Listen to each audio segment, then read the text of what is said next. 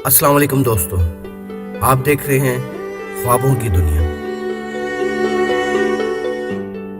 बेगम ने आईने में लिपस्टिक ठीक करते हुए कहा, माँ जी अब अपना खाना बना लेना, मुझे और इन्हें आज एक पार्टी में जाना है। बूढ़ी माँ ने कहा, बेटी मुझे गैस वाला चूल्हा चलाना नहीं आता।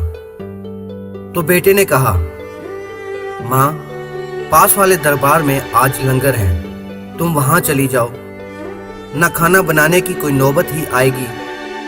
माँ चुपचाप अपनी चप्पल पहनकर दरबार की तरफ हो चली। ये सारा वाकया इनका 10 साला बेटा सुन रहा था। पार्टी में जाते वक्त रास्ते में इसने अपने पापा से कहा, पापा जब मैं बड़ा बन जाऊंगा तब मैं भी अपना घर दरबार के पास बनाऊंगा।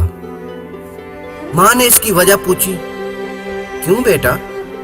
तो इसने जो जवाब दिया, इसको सुनकर इसकी माँ और बाप का सर शर्म से नीचे झुक गया, जो अपनी माँ को दरबार में छोड़ आए थे। इसने कहा, क्योंकि माँ जब मुझे भी किसी दिन ऐसे ही किसी पार्टी में जाना होगा तब तुम भी तो किसी दरबार में लंगर में खाना खाने जाओगी ना, और मैं नहीं चाहता कि तुम्हें कहीं दूर किसी दरबार पर जाना पड़े।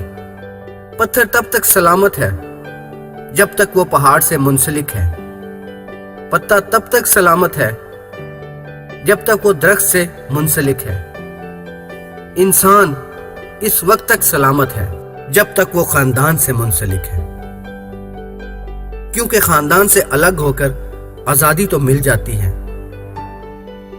एक कब्र पर लिखा था, किसको क्या इल्जाम दूं दोस्तों, जिंदगी में सताने वाले भी अपने थे और दफनाने वाले भी अपने। ना अपनों से खेलता ना ही गैरों से खेलता, ये जन्नत का दरवाजा है,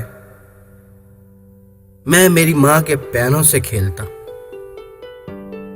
मैं जब बड़ा आदमी बन जाऊंगा तब भी अपना घर किसी दरबार के पास ही बनाऊंगा।